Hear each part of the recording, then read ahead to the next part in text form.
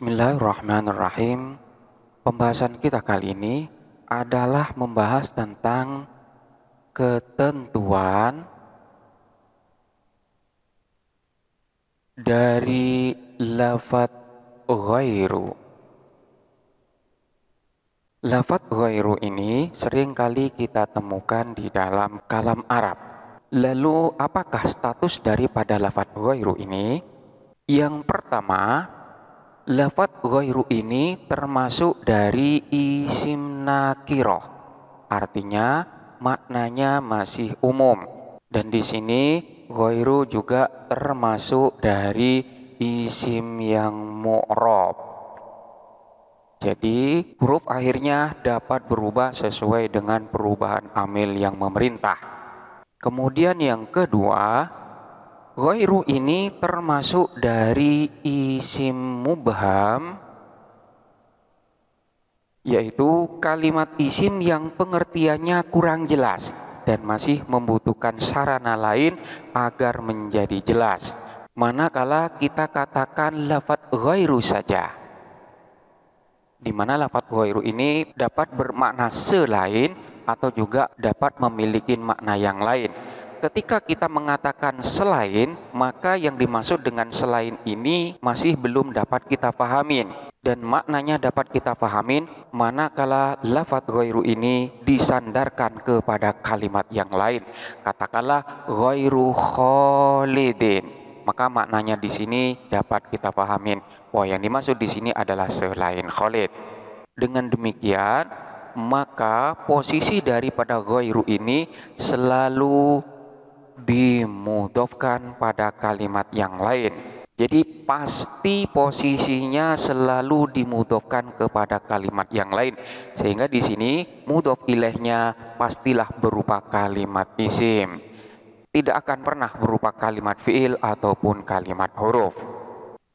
Kemudian yang keempat, manakala tadi dinyatakan bahwa ghairu itu posisinya selalu dimudhofkan, baik mudhof ilaihnya ini berupa isim nakiro ataupun berupa isim ma'rifat, maka bentuk daripada idhofah dengan ghairu itu tetap dihukumin sebagai isim nakiro.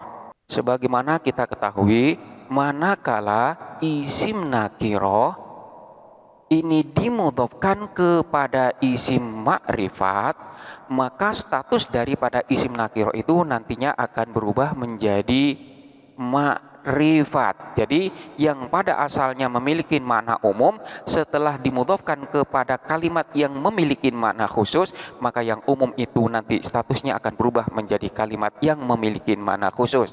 Katakanlah kita ambil contoh seperti lafadz ibnun. Ibnun ini adalah isim nakiroh, maknanya anak. Namun ketika lafadz ibnun ini dimudhofkan kepada isim ma'rifat, katakanlah di sini dimudhofkan kepada lafadz Khalidin, sehingga menjadi ibnu Khalidin, maka lafadz ibnun yang pada asalnya berupa isim nakiroh, maknanya akan berubah menjadi isim ma'rifat. Ibnun anak setelah dimudhofkan kepada Khalid menjadi ibnu Khalidin, anaknya Khalid, dan ini memiliki pengertian yang khusus. Namun untuk ghairu ini sekalipun dimudhofkan kepada isim nakiroh ataupun dimudhofkan kepada isim ma'rifat, statusnya tetap sebagai isim nakiroh dan tidak berubah menjadi isim ma'rifat.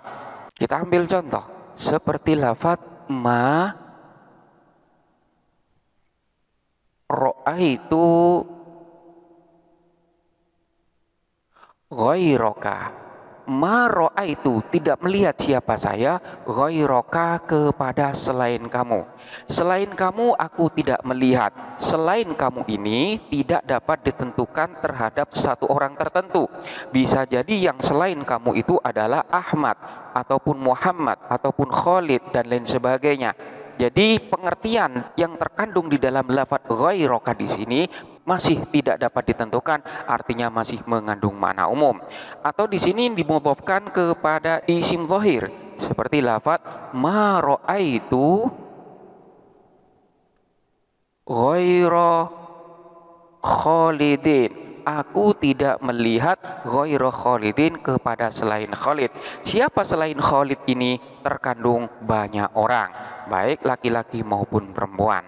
Jadi sekalipun ghairu ini dimudhofkan kepada isim nakiroh ataupun isim ma'rifat, di dalam contoh seperti ini dimudhofkan kepada isim domer dan di sini dimudhofkan kepada isim alam, tetap saja status daripada ghairu itu sebagai isim nakiroh dan bukan sebagai isim ma'rifat. Kemudian ketentuan yang kelima. Dalam ketentuan yang kelima ini terkait dengan apakah lafadz ghairu ini yang tadinya dinyatakan sebagai isim nakiro dapat dijadikan sebagai isim ma'rifat dengan cara dimasukin al-ta'rif. Maka dalam hal ini terdapat perbedaan ulama.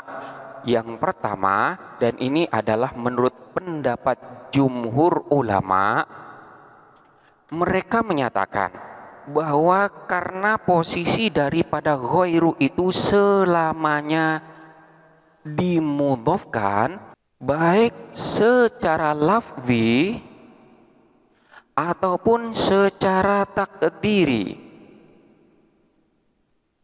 Maksudnya ghairu ini dimudhofkan secara lafzi, artinya mudhof ilaih daripada ghairu ini tampak atau disebutkan. Sementara untuk yang dimudhofkan secara takdiri itu artinya mudhof ilaih daripada ghairu ini tidak disebutkan. Artinya ghairu itu terputus dari mudhof ilaihnya. Kita ambil contoh seperti lafadz ghairu Ahmada. Ghairu Ahmad, selain Ahmad, maka mudhof ilaih semacam ini namanya mudhof secara lafzi karena mudhof ilaihnya di sini ditampakkan.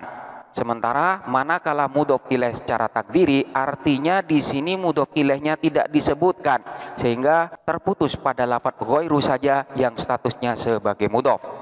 Jadi menurut jumhur, karena memang posisi daripada ghairu itu selalu dimudhofkan, baik mudhof ilaihnya itu lafzi ataupun takdiri, maka dalam kaidah dinyatakan mudhof tidak boleh diberi al. Dengan demikian, maka ghairu tidak boleh diberi al. Kita ambil contoh seperti lafadz qara'tu kitaban. Ghairul kitabi as-sabiqi. Qara'tu membaca siapa saya kitaban kepada satu kitab. Ghairul kitabi selain kitab as-sabiqi yang lama. Jadi aku membaca kitab selain kitab yang lama. Ini adalah contoh daripada ghairu yang dimudhofkan secara lafzi, di mana mudhof ilaihnya di sini disebutkan. Dan dalam hal ini ghairu tidak boleh diberi al karena memang posisinya sebagai mudhof. Kemudian kita lanjutkan kalimatnya, wa ana ufaddiluhu la ghairu. Wa ana, adapun saya, ufaddiluhu, ialah lebih mengutamakan siapa aku, hu kepada itu kitab yang aku baca ini, la ghairu, bukan kitab yang lama. Aku telah membaca kitab selain kitab yang sudah lama dan aku lebih suka terhadap kitab ini daripada kitab yang lama. Di sini kita perhatikan lafadz la ghairu, di mana lafadz la ghairu ini adalah ghairu yang dimudhofkan secara takdiri, di mana mudhof ilaihnya di sini tidak disebutkan. Dalam hal ini lafadz ghairu terputus dari mudhof ilaihnya, sehingga sekalipun posisinya sebagai athof kepada dhamir hu yang kedudukannya sebagai maf'ul bih, namun karena lafadz ghairu itu terputus dari mudhof ilaihnya, maka dalam hal ini ghairu dihukumin mabni dhammah. Sekalipun demikian, lafadz ghairu ini tetap tidak boleh diberi al karena memang posisinya tetap sebagai mudhof dan mudhof tidak boleh ada al. Ini adalah pendapat dari jumhurul ulama. Jadi pada intinya selamanya ghairu tidak boleh dimasukin oleh al, baik dia posisinya sebagai mudhof yang lafdi di mana mudhof ilaihnya disebutkan, ataupun mudhof secara takdiri di mana mudhof ilaihnya tidak disebutkan. Kemudian pendapat yang kedua dalam hal ini adalah pendapat dari sebagian ulama mutaakhirin. Mereka berpendapat bahwa ghairu ini boleh dimasukin oleh al manakala ghairunya ini terputus dari mudhof ilaihnya. Artinya ghairu ini dimudhofkan secara takdiri di mana mudhof ilaihnya tidak disebutkan. Dan dalam hal ini mudhof ilaihnya haruslah diperkirakan sebagai kalimat yang diiringi dengan al. Contohnya seperti lafaz qara'tu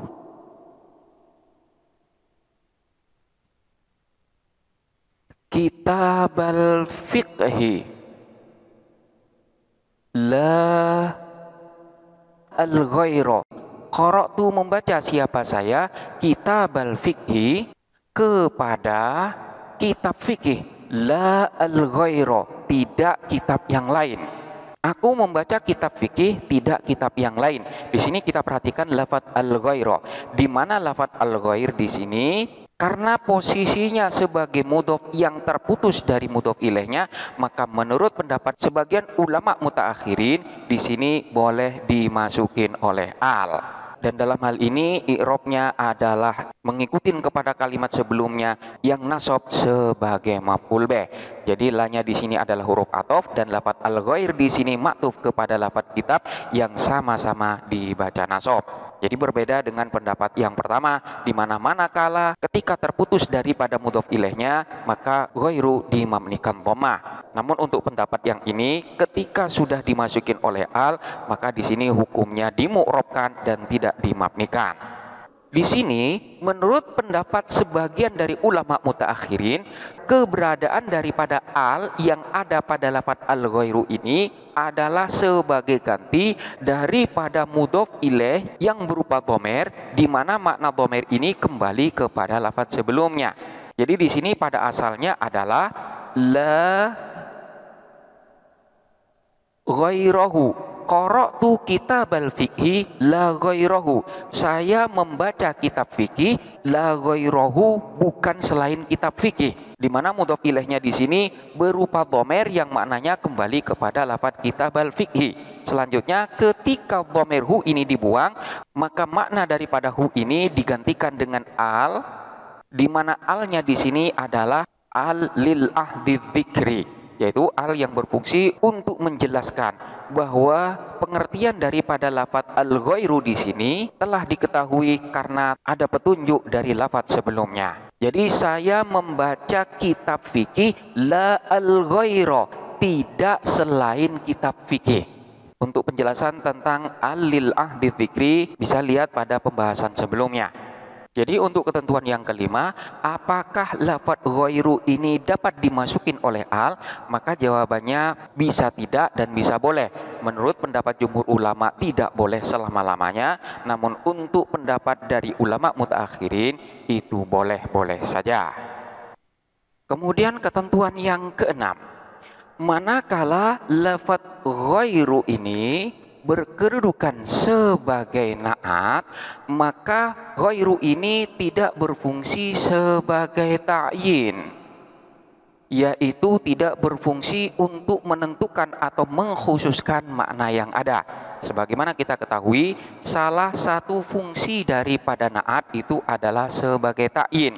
Namun khusus untuk ghairu, sekalipun dia itu berkedudukan sebagai na'at, tidak berfungsi sebagai ta'yin. Baik man'utnya ini berupa isim nakiro ataupun berupa isim ma'rifat. Contohnya seperti lafaz ja'ani rajulun ghairuka.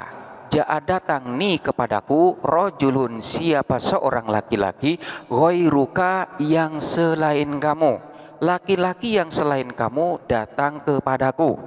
Di sini posisi daripada lafadz ghairuka adalah sebagai naat bagi lafadz rajulun, di mana di sini man'utnya yaitu berupa lafadz rajulun ini adalah isim nakirah. Makna daripada ghairuka di sini tidaklah sebagai ta'yin, yaitu memberikan makna khusus. Karena selain kamu ini tidak dapat ditentukan terhadap satu orang tertentu, maka di sini tidak berfungsi sebagai ta'yin. Atau di sini dimudhofkan kepada isim ma'rifat yang lain. Ja'ani rajulun ghairu khalidin. Ja'a datang nih kepadaku rajulun siapa seorang laki-laki ghairu khalidin yang selain Khalid. Laki-laki yang selain Khalid itu datang kepadaku. Di sini posisinya sama dengan ghairuka, di mana makna selain Khalid ini tidak dapat ditujukan pada satu orang tertentu. Selanjutnya contoh ketika ghairu ini sebagai naat bagi isim ma'rifat. Contohnya seperti ar-rajulu ghairuka kathirun. Ar-rajulu adapun orang laki-laki ghairuka yang selain kamu kathirun ialah banyak. Laki-laki selain kamu itu banyak. Di sini lafadz ghairuka kedudukannya sebagai naat bagi lafadz ar-rajulu, di mana ar-rajulu di sini adalah merupakan isim ma'rifat karena dimasukin oleh al-ta'rif. Di sini pun posisi ghairuka yang sebagai naat ini tidak berfungsi sebagai ta'yin, karena orang laki-laki yang selain kamu itu tidak dapat ditentukan pada satu orang tertentu. Maknanya adalah banyak, karena ghairuka ini bisa siapa saja, bisa Ammar, bisa Ahmad, bisa Muhammad dan lain sebagainya. Jadi ketika ghairu ini berkedudukan sebagai naat, maka di sini tidak berfungsi sebagai ta'yin. Kemudian ketentuan yang ketujuh adalah dalam beberapa tempat terkadang posisi daripada ghairu ini dapat digantikan dengan la nafi atau dapat pula digantikan dengan fi'il jamid yang berupa laisa. Jadi la nafi di sini bermakna tidak atau bukan, demikian pula dengan fi'il jamid laisa maknanya juga sama. Kita ambil contoh seperti adhabu ila al-madrasah bi ghairi zadin. Adhabu pergi siapa saya ilal madrasah ke sekolah bi ghairi zadin dengan tanpa membawa bekal. Di sini terdapat lafadz ghairi yang mana posisi daripada ghairi ini dapat digantikan dengan huruf nafi yang berupa la. Maka di sini dapat pula dikatakan bila zadin. Adhabu ilal madrasah bila zadin. Aku pergi ke sekolah dengan tanpa membawa bekal. Kemudian contoh lafadz ghairu yang posisinya dapat digantikan dengan fi'il jamid laisa. Seperti lafadz dam'uka ghairu musa'idin. Dam'uka adapun air matamu ghairu musa'idin ialah tidak dapat membantu. Janganlah engkau menangis karena tetes air matamu itu tidak dapat membantu menyelesaikan masalah. Di sini terdapat lafadz ghairu di mana posisi daripada ghairu itu dapat pula digantikan dengan lafadz laisa, sehingga nantinya akan menjadi laisa musa'idan. Dam'uka laisa musa'idan. Dam'uka adapun air matamu itu laisa ialah tidak ada apa itu dam'uka musa'idan ialah dapat membantu. Di sini musa'id tidak lagi dibaca jer sebagai mudhof ilaih, namun di sini dinasobkan sebagai khobar daripada laisa, di mana laisa adalah termasuk saudaranya kana yang menasobkan kepada khobarnya. Jadi dam'uka laisa musa'idan. Diamlah, jangan menangis karena air matamu itu tidak dapat menyelesaikan masalah yang ada. Kemudian ketentuan yang ke-8 adalah manakala ghairu ini nantinya memiliki makna yang sama dengan illa, maka lafadz ghairu itu nantinya akan dapat berfungsi sebagai adat istisna, sebagaimana illah, di mana posisi daripada ghairu itu nantinya dapat pula digantikan dengan illah. Contohnya seperti lafaz ma hadarat tullabu ghairu Ahmad. Ma hadarat tullab, tidak hadir at-tullabu, siapa para siswa, ghairu Ahmad, selain Ahmad. Semua siswa tidak ada yang hadir kecuali Ahmad. Di sini lafaz ghairu posisinya sebagai adat istisna, yaitu sebagai alat untuk mengecualikan. Dalam hal ini posisi ghairu dapat diganti dengan illah, sehingga nantinya akan menjadi ma hadaratul labu illa Ahmadu. Tidak ada siswa yang hadir kecuali Ahmad. Ini adalah beberapa ketentuan ghairu. Dengan memahami ketentuan-ketentuan yang ada ini, maka kita dapat mengetahui apa dan bagaimana ghairu itu sendiri. Untuk pembahasan yang akan datang, kita akan membahas tentang i'rab daripada ghairu. Apakah ghairu ini akan dibaca rofa, dibaca nasab, ataupun dibaca jer. Selanjutnya silahkan dipelajarin dengan seksama dan sampai jumpa pada pembahasan berikutnya.